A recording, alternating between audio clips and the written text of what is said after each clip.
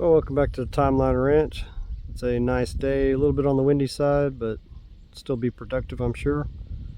So a lot of people have asked me how I'm planning on digging this pond deeper. They know I wanted to get it down to 25 feet, and I've only got it to 14 feet currently. Let's do a little walk and talk about that. So currently we're about 340 foot long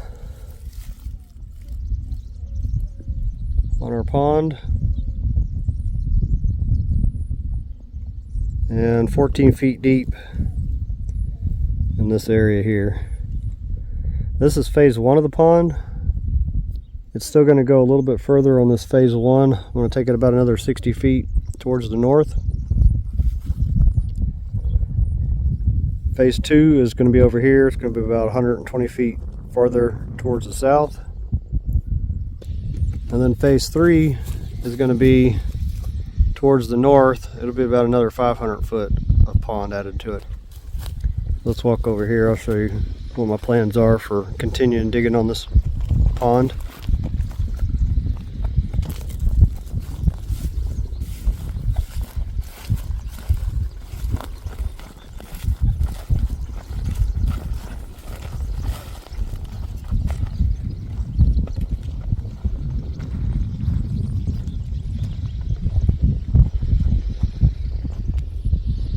So one of my options as far as to keep moving forward on the pond, getting the pond dug, I have this 25 foot section of undisturbed soil between this 12 foot deep exploratory hole I did a while back and the main body of the pond. I'll transfer the water out of this little pocket here. You know, it's not very big, just right there. I'll transfer that into the main body of the pond, and that'll allow me to keep excavating this out. Like I said, I'm going to go about another 60 feet that direction on phase one, and it'll be 25 feet deep. I'll wait until a lower part of the season in the water, and I can transfer this water back to this side over here, and then that'll allow me to dig this portion over here down deeper. And once that's to the depth that I want it, I can break this section of soil out that's here,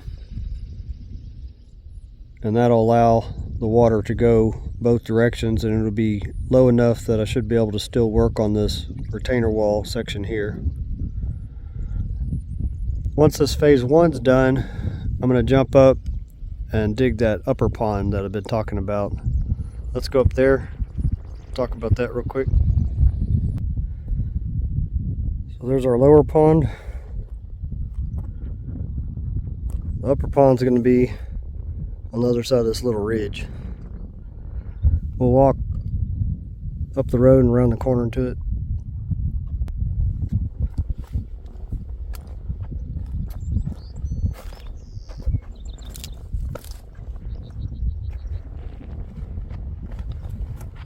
So this will be the location for the upper pond. As you can see, I have this old ranch fence that comes through here on Bastard Angle through the property. I need to finish my fence towards the east all the way around and connect it to the other side of this old ranch fence. This whole area is a big free range ranch, so to keep the cattle from going into this other property that's not part of the ranch, I have to fence this other section before I take this fencing down to be able to dig this pond. This upper pond, once it's established, I'll be able to transfer the water out of the lower pond up here to continue excavating that. This pond's going to be a little bit different than how I did that one. Right here is going to be a big dam across here, not terribly high, probably about 6 feet, 2 meters or so tall, and I'll come from the edge of this hillside here all the way over to this area where it's a level point across there, and I'm gonna build it nice and thick, probably about 30 feet of rock, and then build a good pile of clay on the water side of it, and then cap that with rock. That'll give me a good bit more volume. That's going to raise that water level up into that rock area where I'm not able to dig.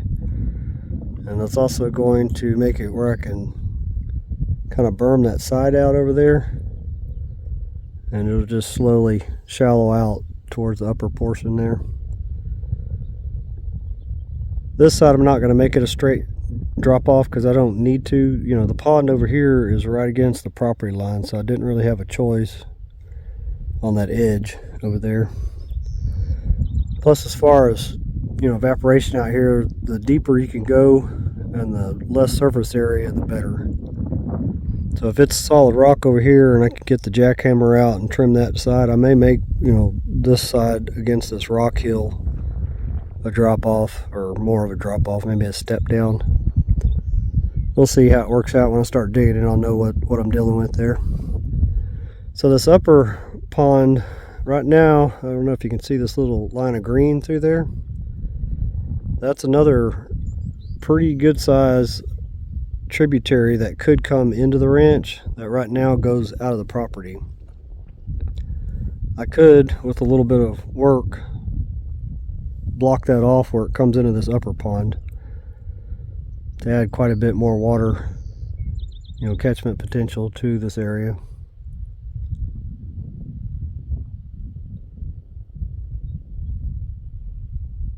All this can happen considerably faster than I've been moving at the pace now. I just need a bigger piece of equipment. If I get a 30-ton excavator out here, I can make all these projects happen within a couple months. Of course, I won't be able to sift all the rocks out of the spoils. I could just dig the holes and pile the spoils and then sift through it later with my little 5-ton excavator, little Kubota. That's going to be a good setup though. I think this upper pond, it's about 100 feet higher than the pond down there. And I'm hoping it will develop a spring through all this rock over time. You can see some rain right there. Looks like it's evaporating before it hits the ground.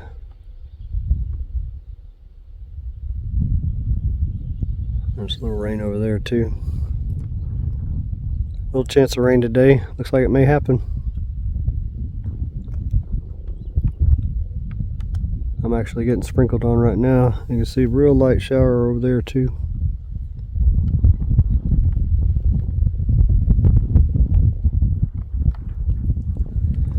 One of the rare rain events happening right here.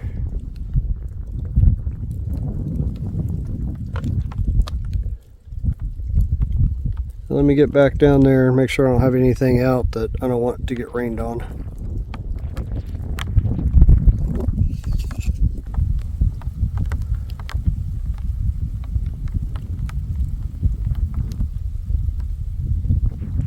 It's a beautiful sight in the Chihuahuan Desert, even if it's just a little light shower like this.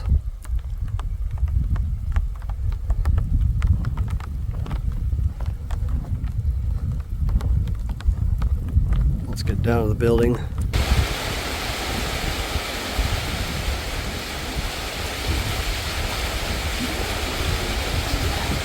That's nice to see. I wish I had these gutters on this building to start catching some of this rainwater. I'll get around to it at some point.